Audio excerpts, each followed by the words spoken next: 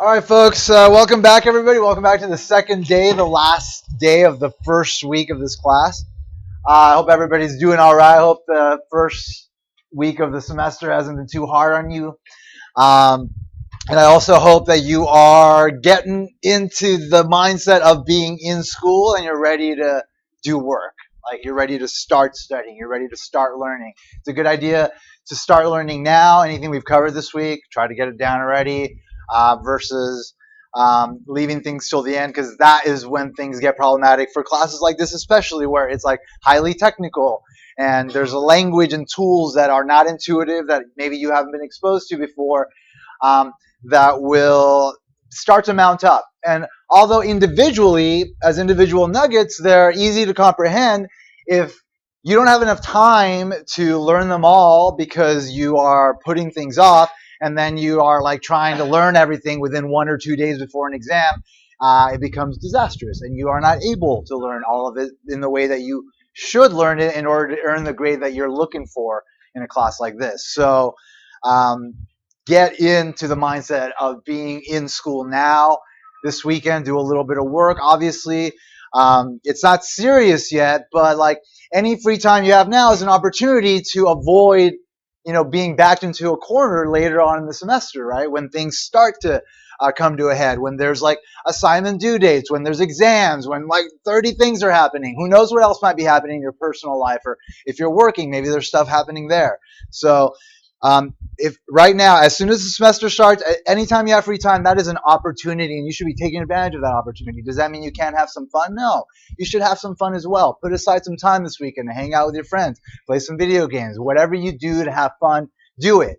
But also do some work. Spend some time like reading the chapters that are already covered in your classes. Like start getting ahead, because again, like when it comes to crunch time, that's when things mount up, that's when things get ugly, and that's when you start to believe, if you haven't done the right thing, that you are actually incapable of doing certain things, which is absurd.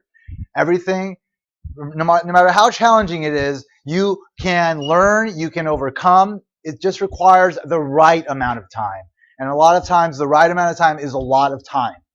And the only way you're going to devote a lot of time to things is by devoting your free time to them. So get on top of it now. Just a brief thing I didn't mention last time. I have these germ masks that I bring to class every time. They're always going to be here. If you're experiencing cold or flu symptoms, you are able to put one of these on if you want. Nobody's forcing you. And if you are sitting around somebody that might be experiencing cold or flu symptoms and they haven't put one on, you're free to put one on as well. There's nothing weird about it, folks. Everybody catches a cold now and then, but this is a way of saving the trouble of people around you from catching your cold. I'm just saying, it's right there. And will always be there every single time. And I will not mention it again, but it will always be there. All right, are there any questions about anything before I get going? All right, cool. So I'm going to start the material today. We're going to cover Chapter 1. It's just like basic first principles that underlie the logic of a lot of the approach that we take in economics, and certainly in this class. So I'll be highlighting some of the stuff that you should be kind of like registering as we go along, but it's not that serious yet as far as like learning like, certain like large pieces of related information. So it's more about understanding the principles and again, just like kind of building the basic intuition that will help you to then learn the stuff we're going to cover more efficiently. Yes? It's Launchpad. So if you've gone to Moodle, you'll see the digital. So the link, the hot link to it is on the syllabus. So that's where you would get. You don't need to remember the website. You can just click on that link, and there's also a link to it at the top of Moodle. I don't know if it works on the phone. I think it does, but I wouldn't recommend doing it on your phone. I would recommend doing it on a PC. Just because there's a lot of little things in there that are going to be hard to see and hard to manage if you're trying to deal with it on a small phone. Yeah, any other questions? All right, so let's jump into these first principles and knock out Chapter 1 today. So all economic analysis is based on a set of 12 common principles that apply to many different issues. So we'll cover those in this chapter. We'll cover a set of principles for understanding the economics of how individuals make decisions, make choices, and then we'll look at a set of principles for understanding how economies work through the interaction of individual choices. And then we'll look at a set of principles for understanding economy-wide interactions. So that's the approach of economics. It's like we're studying decision-making. In microeconomics, we study decision-making at the individual level. So when we're talking about individuals, we're talking about like individual people that can represent either a person or like a household, and also individual firms, companies that produce. So those are the main agents being entities that can make decisions that we study in microeconomics. And what we do is we study the individual decisions, and then what we do is we aggregate those decisions. So we take like one person and we say, this is a representative person of like a billion people. And then we say, this is how that one person makes decisions in the economy. And then we say, this is how the billion people also make the same decisions. And then once we aggregate it, we basically get the activity of the entire whole. So it's a very sort of like small to big approach that helps us to, have some insight into how the economy can work, depending on whether it's like, small, big, whatever. And so we're very specific about like our modeling, how we conceive of like the choices that are made, and how we go about explaining that. And we have very particular language for it. And so that's mainly the emphasis of this class. In macroeconomics, we look at the economy as a whole. We don't look at the individual components of it. We just look at how are economies as a whole performing. So like how is like the economy of the US like performing as far as like how much is being produced in the economy? What does the unemployment look like in the entire economy? What does the price level look like in the entire economy? Prices overall over time tend to rise. People in 1980 were making like $5 an hour versus now where they're making like 10 to 15. So overall prices change in the economy, and that's something that is dealt with in macroeconomics. If you haven't taken macroeconomics, I recommend you do, even if you're not going to be going into business or economics, because a lot of the information there you'll carry with you as you kind of just are a normal citizen in the world, and it helps you understand like a lot of the things that governments do with respect to the economy. And so when you hear about the unemployment rate and like the central bank and like other or like fiscal policy and monetary policy, the tools that governments have to sort of affect the economy, regardless of whether it applies to your discipline, whatever you wind up doing in life, it will help you just to understand the world better, the world around you, how these things that governments are doing are affecting you personally. And the more you understand the world, the more confident you are of a person in this world, because the world is complicated, and if you don't understand it, it's intimidating. And when things are happening, it's really easy to ascribe the causes of those things to things that don't really necessarily make sense if you don't truly understand the way the world works, because it's a very clear system that exists around us. And if you understand it, then you understand the world. If you remember the Matrix, like at the end of the Matrix, when Neo's like, he can see the code, right? And it's like, and then he's like the master of like his reality. Like that's basically where you ultimately would want to get. You want to truly understand the nature of our reality as much as possible, and the more you understand it, the more control you'll have over it. So yeah, take macro. All right, let's go into these principles. So just quickly before we actually jump into the principles, a couple of general ideas that sort of underlie the economic approach. So an economy in general. So I'll emphasize the things that are most important as we move along. The highlighted text, like the red text, that's like the language, the terminology. You should definitely be focusing on that. And then I'll tell you about like maybe some calculations that you might need to do, or like understanding a certain model that's represented by a graph, like the ins and outs of those. I'll talk about, I'll emphasize those things as we're moving along. Economics is the social science. So the economy is a system for coordinating society's productive activities, right? So people consume things have to be produced. Those things that are produced have to be distributed to those that want to consume them and that value them the most, right? So the price system is used to sort of get those things that are produced to the people that value them the most, because in the world there is scarcity. There's not enough to go around of everything. So therefore, the economy is just meant to kind of guide the resources and the output to those that value it the most. Is it completely fair? We'll talk about that in a bit as we move through this chapter. But that's not an issue that we generally focus on in this class, because fairness is ambiguous. It's not clear. It's subjective. It depends on what we're talking about, the context, who's talking about fairness versus somebody else. So that's something that more politics is meant to sort of address. So economics is the social science that studies the production, distribution, and consumption of goods and services. A market economy is an economy in which decisions about production and consumption are made by individual producers and consumers. So this is in contrast to what's called a command economy, in which there's a central authority making decisions about production and consumption.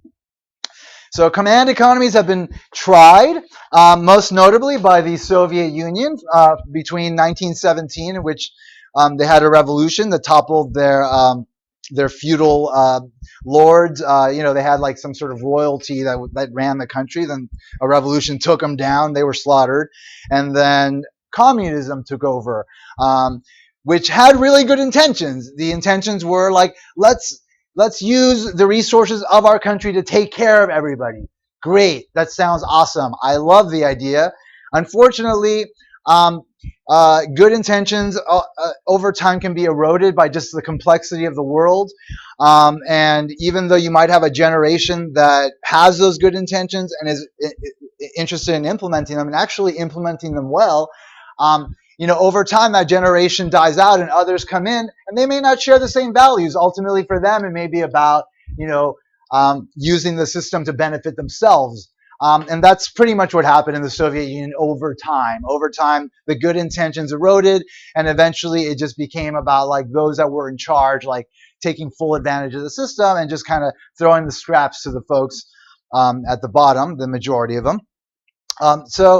A command economy will have a central authority making all the decisions about what should be produced and who should be consuming these things, versus a market economy where it's left up to the individuals within the economy, right? That's the economy that we live in, where producers make decisions about what they want to produce and consumers decide what they want to buy. And of course, it has everything to do with prices, how much things cost, how much income is being generated by individuals to consume. Unfortunately, in a command economy, you'll wind up with results where a lot of things get produced that nobody needs. The things that people need, not enough of those things are being produced. Those are the kind of things we saw in the Soviet Union towards the end. Long lines just to get bread and milk, just like the basic things, because there wasn't enough of that stuff.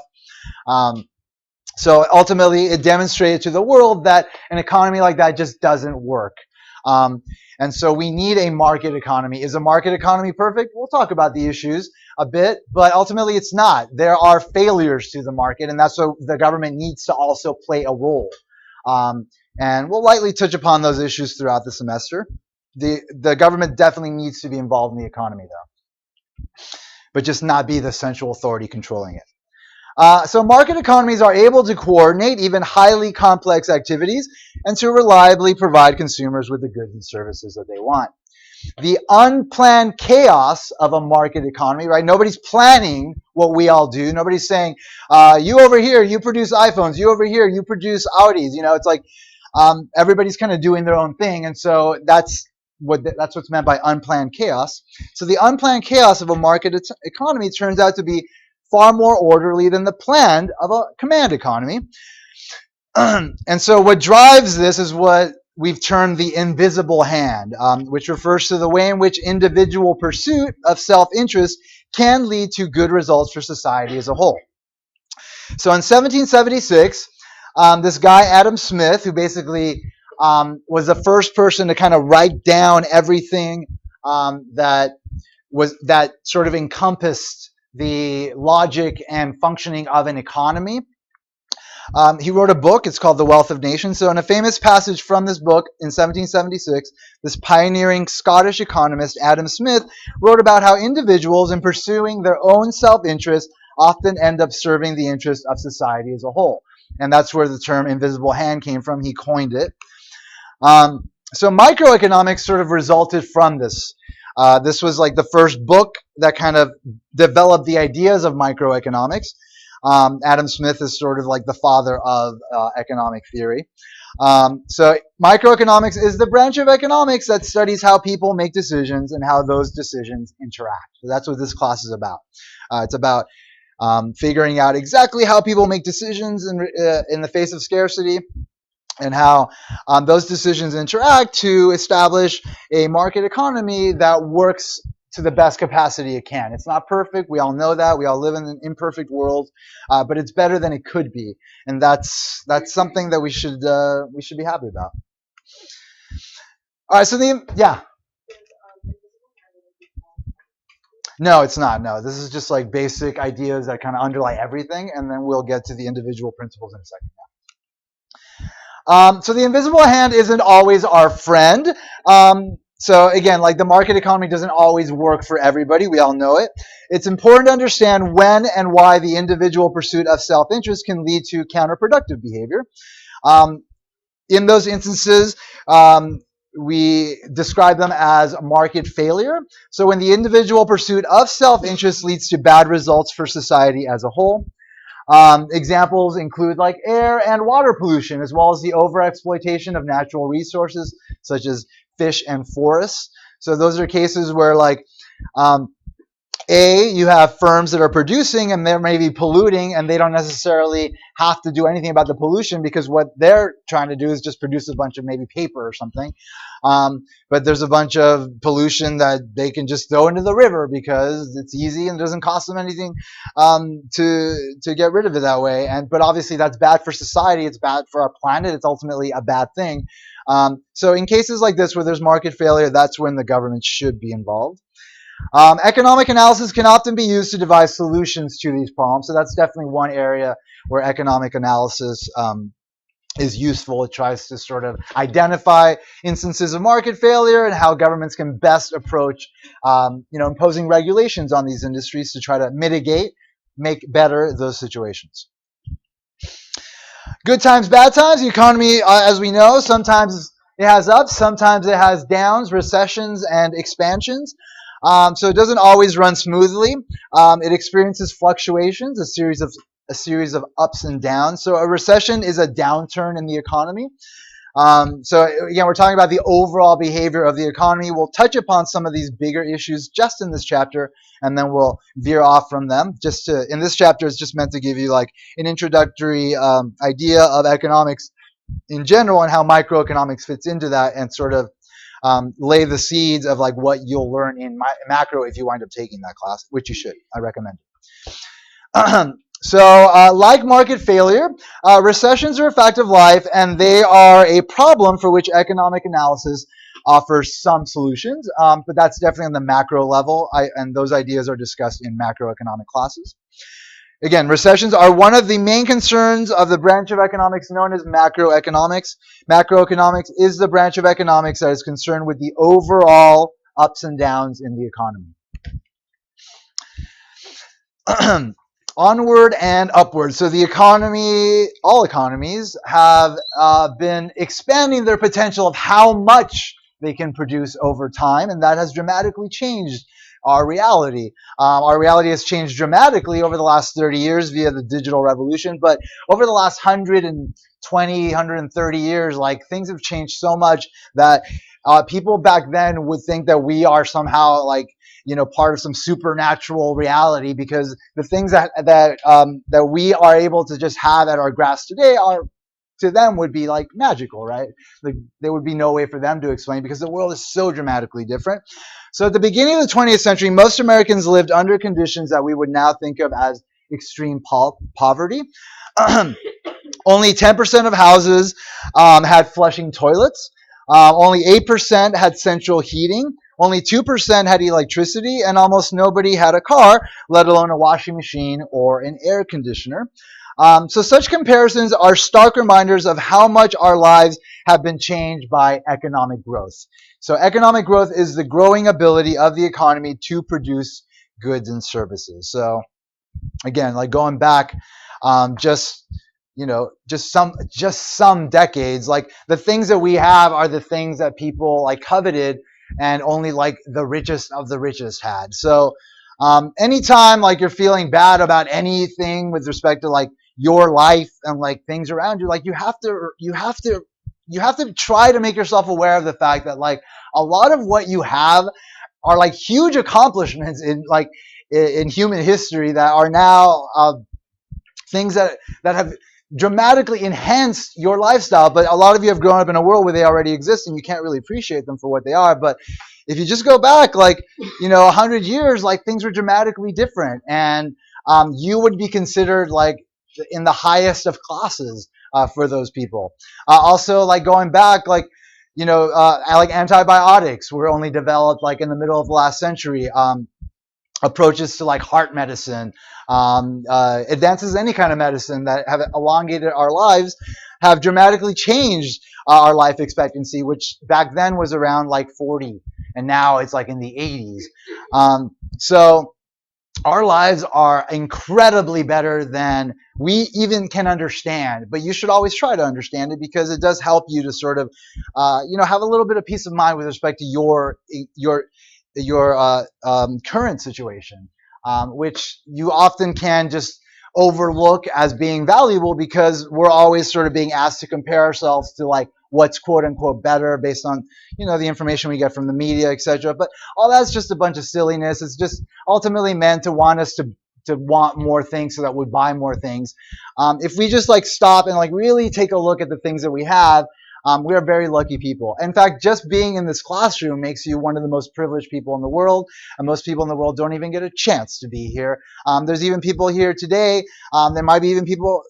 There might be even people in this class that are undocumented folks that are just looking to get an education, and things ideally will go well for them in the next 4 years during this new administration, but things might not go well for them. So a lot of you that are here, and you can learn from us and like continue to be here, you should really appreciate like that privilege. There's a lot to appreciate, so always try to focus on like the good things. There's always going to be bad things in your life, and it's easy to focus on those things because our minds are powerful. You're all very intelligent. If you start focusing on the negative things, the world becomes negative for you. Your reality becomes negative. It's in those times you need to remind yourself, wait a minute, there's also A, B, C, D, Z things that are like amazing that I have, that are enhancing my life, that define a good life. And like, you need to focus on those things. Economic growth is responsible for most of them. So in our increasing ability to produce goods and services over time via like technological revolutions that have dramatically changed our ability to produce, have led to these changes that we now get to experience. This is the most exciting time in human history, folks. You are alive in the most exciting period in the existence of people ever. You need to realize that. All right, let's talk about these principles that underlie individual choice, the core of economics. So first we'll talk about the issues that deal with just individual choice, and then the interactions of those, and then the overall economy-wide interactions. So every economic issue involves, at the most basic level, individual choice. Individual choice is the decision by an individual of what to do, which necessarily involves a decision of what not to do. When you're deciding to do something, you decide not to do something else. All economic activities involve individual choice.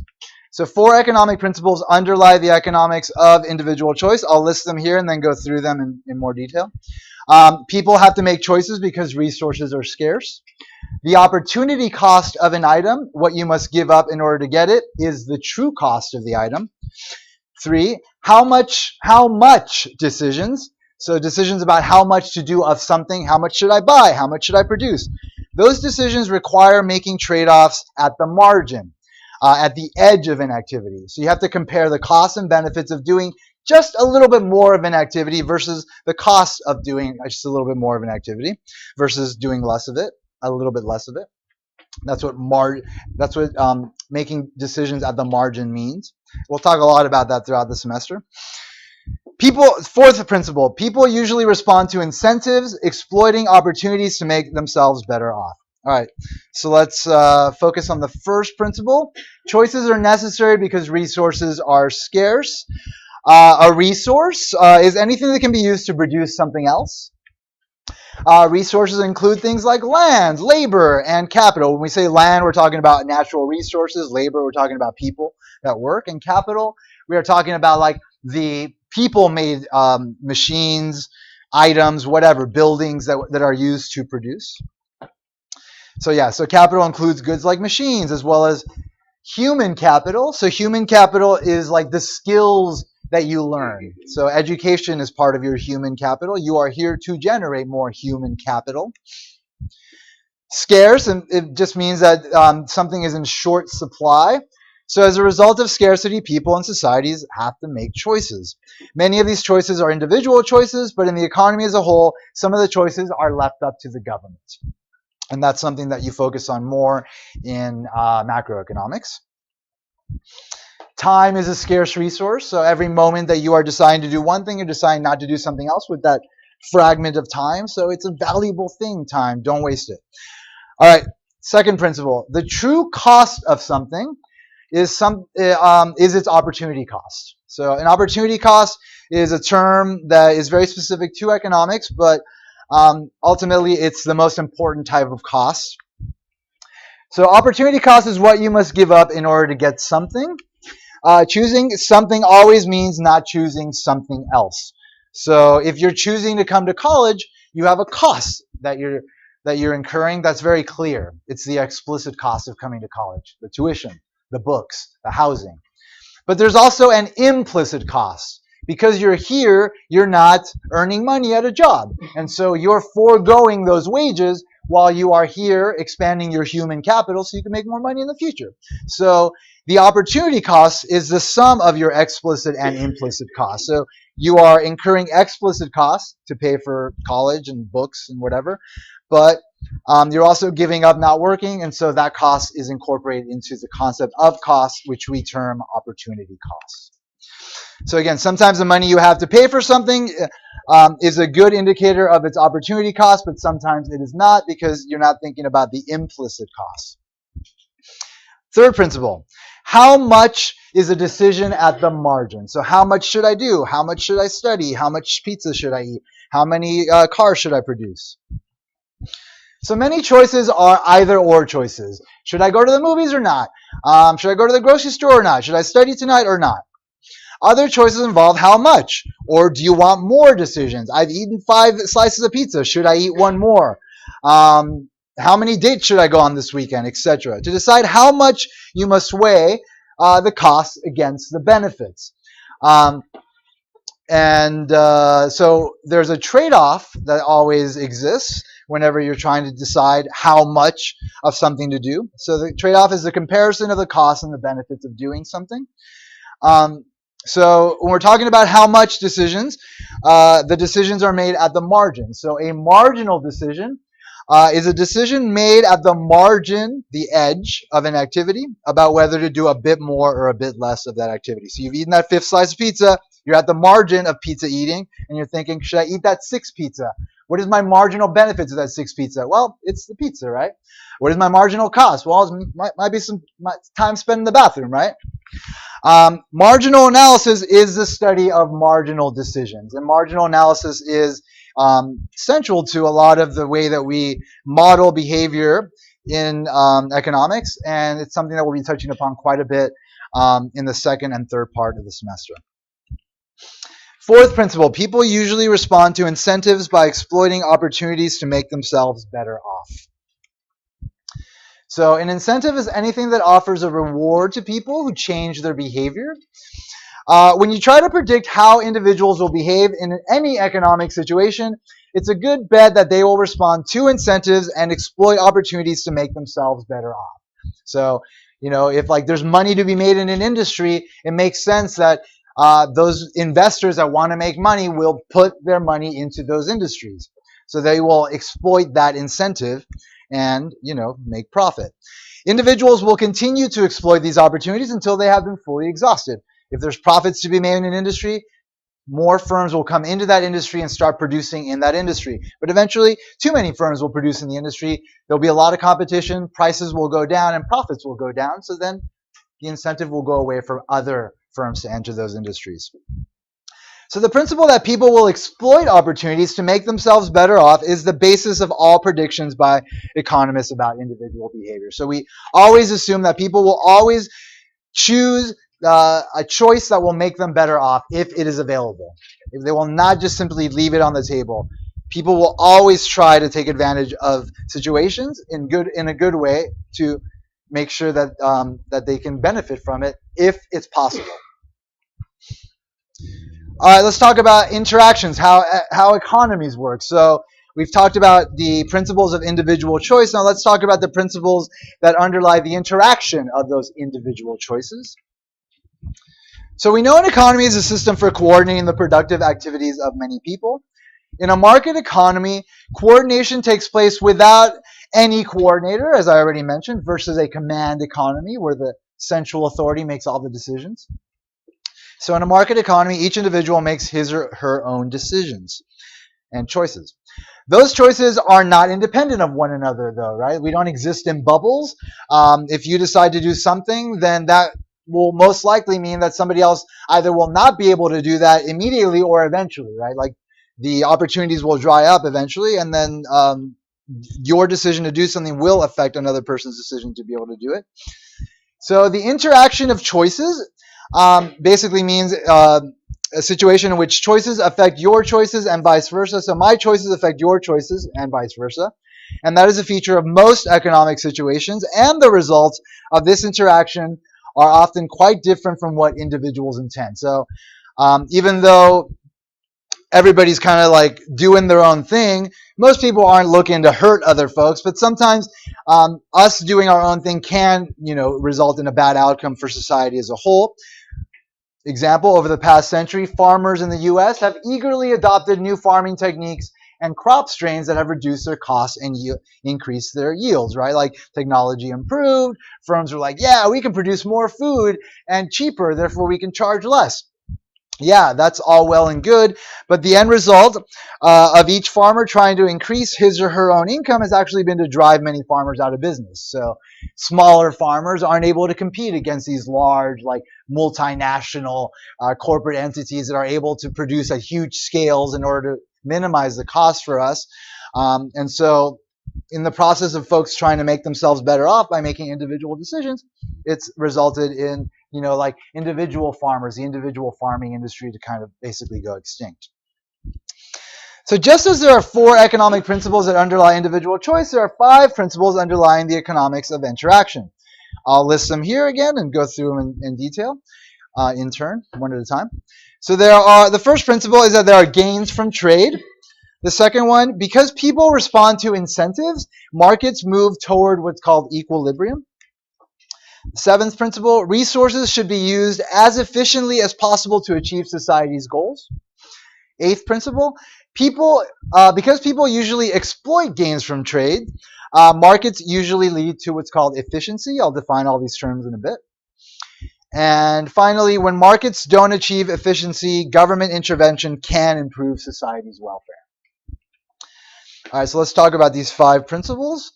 So the first one being the 5th one overall, but the first one in terms of interaction of individual choice is that there are gains from trade. When we trade with each other, there is a benefit to all of us for that to happen. Donald Trump. So the key to a much better standard of living for everyone is trade. Trade in a market economy. Individuals engage in the behavior of providing goods and services to others and receive goods and services in return, what you would think trade means.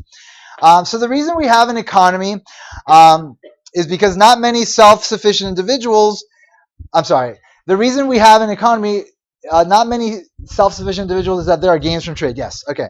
So an economy is is meant to solve the problem of us having to do everything on our own, right?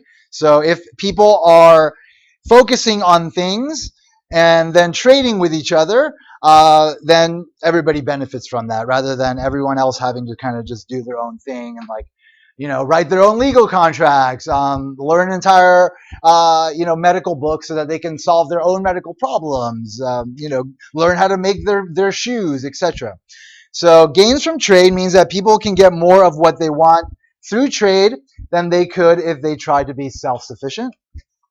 Gains from trade arise from this division of tasks, which economists call specialization. So um, Adam Smith, in his book, 1776 book, The Wealth of Nations, where he kind of laid out the ideas that underlie how the economy works, basically reflecting a lot of these principles we talked about, he identified that like the division of labor, so dividing up tasks amongst individuals and having those individuals specialize in individual tasks leads to greater gains ultimately for society than if you try to do everything on your own. So he talked about like the creation of a pin and how one person can just create the head and then another person can just be in charge of like getting the metal, and then somebody else being in charge of like refining it to like the fine pin shape. By doing that, everybody specializing in these individual tasks. By dividing up the tasks, then we can produce more, which will then help us to ultimately trade more, and everybody gets to have more of everything. So specialization is the situation in which each person specializes in the task that he or she is good at performing. The advantages of specialization and the resulting gains from trade were the starting point for, like I mentioned, Adam Smith's book, The Wealth of Nations. Let's talk about the next principle of interaction of individual choices, and that is that markets move toward equilibrium. So equilibrium is an economic situation in which no individual would be better off doing something different. So when we're talking about like a market where people are buying and selling, and there's a price that everything is being bought and sold for, that's usually what's called the equilibrium price. It's the best price that the market can handle. If somebody tries to charge a different price, then usually people won't buy from them, or they'll wind up excluding people from being able to buy. And we'll talk more about that. But that's what we mean by equilibrium. There's like kind of like this balance of a system in which the system is doing the best it possibly can given what the parameters of the system are, how the system is set up. So in economics, this phenomenon happens through price changes. The fact that markets move toward equilibrium is why we can depend on them to work in a predictable way. So because we understand how the price system works, and we understand that people respond to changing prices, and that ultimately there is a price where everybody kind of agrees upon, then we can kind of say, well, then we can predict how markets will function over time. There'll be an equilibrium for markets, a stable condition that we can then depend on and ideally use to predict the behavior of other markets. So we can trust markets to supply us with the essentials of life as a result of them getting to equilibrium. People who live in big cities can be sure that the supermarket shelves will always be fully stocked, because if one person's not stocking them, somebody else is going to stock them, because there's a price to be charged and there's a profit to be made. So if some merchants who distribute food didn't make deliveries, a big profit opportunity would be created. So let's say for some reason some of these goods weren't being supplied, and the market would be out of equilibrium for those goods, and then someone else would jump in to supply those goods and bring the market back into equilibrium. All right, another principle that underlies the interaction of individual choices is that resources should be used efficiently to achieve society's goals. So in economics, we define efficient to be, so an economy is efficient if it takes all opportunities to make some people better off without making other people worse off. Now, efficiency and equilibrium aren't necessarily exactly the same thing. You can have an equilibrium that is not efficient, and we'll talk about that distinction more in the future. So the efficient use of resources seems like it has something to do with money.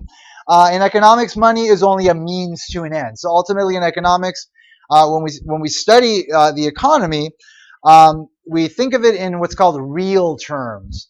So when we're talking about real terms, we're talking about like the value of goods in terms of other goods, like their trade value versus like their monetary value, because money changes value over time, and you can't really track how much a good is worth in terms of other goods, because things might be happening by just looking at the prices, because things might be happening in individual markets that sort of distort that relationship between the goods. So you'll learn more about this a bit in this class, but more in macroeconomics if you wind up taking macroeconomics.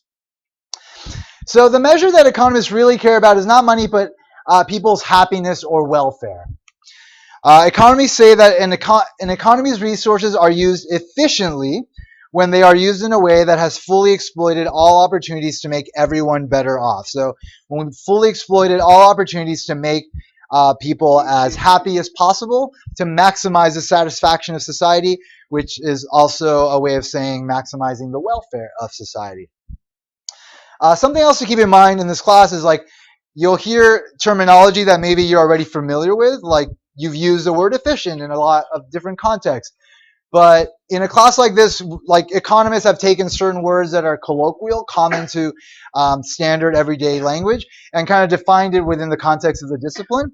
So in this class and other classes, you'll come across terms that you have been using, but the definition you've been using won't necessarily work with respect to, the discipline you're talking about. And so it's important for you to be like focused on that and just be aware that it's okay to have different definitions of things and understand like that certain words mean different things in different contexts, and just, try to keep that all organized in your head so you're not depending on your own intuitive idea of what a word might mean in a particular class, in a particular setting, because then that may take you down the wrong road and you may wind up not understanding something the right way or not being able to explain something the right way, within the particular context that you're working in. When an economy is efficient, it's producing the maximum gains from trade possible given the resources available. So that's ultimately what we mean by efficient. We mean that the gains from trade are the best they possibly can be in markets. So efficiency is a means to achieving society's goals. Some efficiency may conflict with a goal that society has deemed worthwhile to achieve. In many societies, people also care about issues of fairness, or what we term in economics equity. So equity is a condition in which everyone gets his or her own quote-unquote fair share, and that's in quotes because, again, like I mentioned earlier, there's many definitions for fairness, right? Like what you think is fair, it might be different than what I think is fair. And so that's why we don't use that term or try to use that as a goal in economics when we're analyzing the economy and sort of ultimately trying to build theory that will help to inform policymakers. We talk about efficiency. Sometimes there's a trade-off between equity and efficiency. Sometimes what we term efficient is not necessarily fair to everyone, right?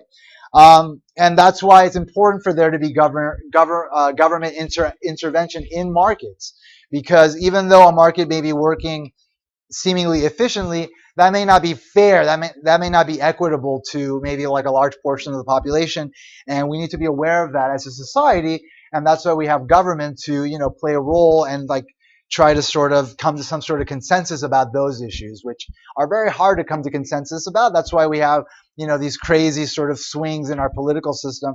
Now we have a very dramatic one that just occurred. So that's again, like that's an area of life that will always be there.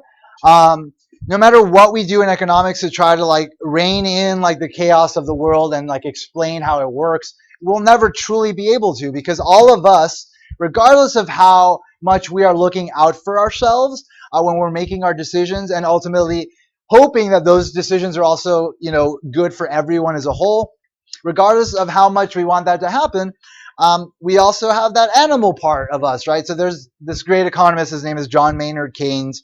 He kind of changed the course of economics. He actually developed macroeconomics in the 30s. he talked about what are called animal spirits. Like we all have these animal spirits in us, and it's why we can't simply depend on our theory to say this is definitely how things are going to happen, and we should definitely do things this way based on our theory. Because in the end, we're all animals. People are going to do crazy things. People are going to do things that are unexpected. There's so many of us right now. There's like 7 billion. It keeps growing. No matter what we think people are going to do, in the end, like you just never know what people are going to do. And so again, like just within this discipline, which is ultimately it's ultimately termed a social science versus an actual science, we try to do our best as far as like being able to explain the world and predict the world, but the good economists, the realistic ones, acknowledge that there's also enough animal spirits in the world where we don't necessarily know exactly what's going to happen. You will run across economists that are like, no, we know exactly how things are working, and my model explains things, and we should not tax, and we should have no interaction of government in markets, and everything will be perfect. And those people are crazy, and you should be wary of them. You should be cautious of them because there is no actual certainty in this field. And economists that acknowledge that are the best economists versus those that try to sort of impose their ideas as complete truth and absolute, because that's where it becomes dangerous. Because again, like you're basically imposing specific ideas about how the world should work as truth versus like subjective. So when I said that we're a social science versus like a physical or like a science that maybe physics or chemistry falls under, it's because of that part of us where we have to deal with the uncertainty of how people behave versus like physics, where you can say, well, gravity and like mass and these things will result in like a sun being created of this size with this many planets revolving around it. Like you can predict that just based on like the physical properties of like our physical universe, versus with us we can say, oh well, we know how like firms are going to behave and how people are going to behave because of the things they want to buy, and this is how much income they have, and so we can say the economy will probably grow at this speed over time. But again, you have something like Donald Trump that just like comes in, it's like wait, you're not supposed to do that, and then all of a sudden everything goes to crap and all your predictions are meaningless. So that's why it's important for you, at the very least, if you're not going to move forward in this field, to just be aware of the fact that this field is imperfect in its ability to predict behavior. And although economists will prescribe things in terms of like how things could be better or should be working, they are not absolute and they are imperfect. And again, if you're hearing ideas from people that are presenting them as absolute truths, then that means that you should be cautious of those people. So exactly how far policymakers should go in promoting equity, fairness over efficiency is a difficult question that goes to the heart of the political process and is not dealt with here. It's not a question that economists can answer. All right, fourth principle, markets usually lead to efficiency. So ultimately, markets do ultimately lead to efficiency, not necessarily equity, fairness, but more the opportunities for people to be better off are usually taken. The gains from trade are maximized. So the incentives built into a market economy ensure that resources are usually put to good use and that opportunities to make people better off are not wasted. The most basic reason is that in a market economy, people normally take opportunities for mutual gain, as I mentioned. There are exceptions to this principle that markets generally are efficient. In the case of what I mentioned earlier, market failure, the individual pursuit of self-interest found in markets makes society worse off. So in the cases of market failure, that's when it's important to have the government step in and like develop regulations that'll rein in those failures and try to make better the adverse, bad result of markets. So the general rule is that markets are a remarkably good way of organizing the economy. So ultimately, they're imperfect, but they're pretty good at doing what they need to do. All right, finally, the last principle that underlies the interaction of individual choices is that when markets don't achieve efficiency, government intervention can improve society's welfare. So government intervention can take the form of taxes, price controls when they're setting like a price ceiling or a price floor, which we'll talk about later, or limitations on how much of something can be produced. Because you might have like an industry where, let's say, there's only one producer, a monopolist. So when there's an industry where only one company is producing and nobody else can enter that industry, maybe because they have a patent on what they're producing, you have a monopoly. And when you have a monopoly, only one producer, you have no competition. When you have no competition, the producer can charge whatever they want, and they usually wind up charging the most possible. So under those circumstances, it's a good idea for the government to come in and say, hey, wait, hold on a minute. By charging that price, you're excluding all these people. You could be charging a lower price, producing more people get goods, you still make profits, everybody's happy. So that's a situation that the government can intervene and alleviate the market failure that results from a monopolist's ability to set prices high. So there's an entire branch of economics devoted to studying why markets fail, and what policies should be adopted to improve social welfare. There's three principal ways in which markets fail. The first one is that individual actions have side effects that are not properly taken into account by the market. So like pollution is one of them. Another one is that one party prevents mutually beneficial trades from occurring in an attempt to capture a greater share of resources for itself. Like I mentioned, a monopolist. A monopolist will set prices really high and not allow a bunch of people that would buy it at a reasonable price buy the good, whatever it is that they're selling.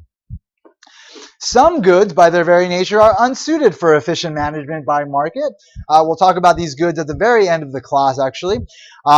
Things such as like rivers, and like natural land that that people will just exploit to the point of destruction, unless somehow we're able to intervene in that and try to put a price on people's access to those things. So individual markets in a market economy that try to deal with things of that sort, where you have a lot of these things available out there that anybody can get a hold of, in those circumstances, generally we will have too much access to them, and we will not be considerate of what our access is doing to the world and our collective, and that is a case of market failure, and that is a case where the government needs to come in and say, hey, wait, hold on a minute, no, we are going to be the stewards of this land, we are going to be the stewards of these rivers, and we are going to make sure that people are not abusing them and destroying them. I was just thinking of the guy that they put as the head of the EPA, the Environmental Protection Agency. The guy is against the Environmental Protection Agency. He sued the Environmental Protection Agency like 10 times because he wanted them to stop trying to regulate, and he's going to be in charge of it. So we're going to have some problems with respect to like our environment for the next 4 years, maybe 8 years. We'll see. You guys better vote. All right, so an important part of your education in economics is learning to identify not just when markets work, but also when they don't work, and to judge what government policies are appropriate in each situation.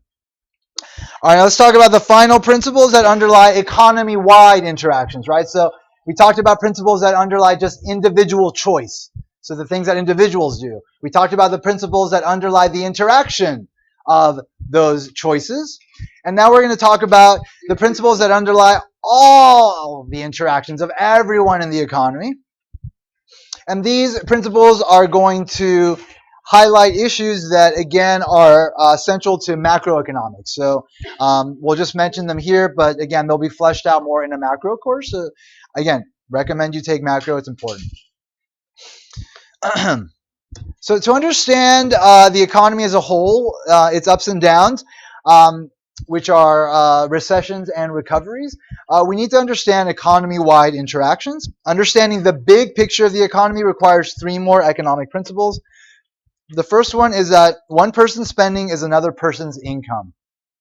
The second one is that overall spending sometimes gets out of line with the economy's productive capacity. And the third is that government policies can change spending. So let's briefly talk about the first one. So one person's spending is another person's income. Everything that is bought in our economy, that generates income for somebody, right? You're buying it from somebody, right?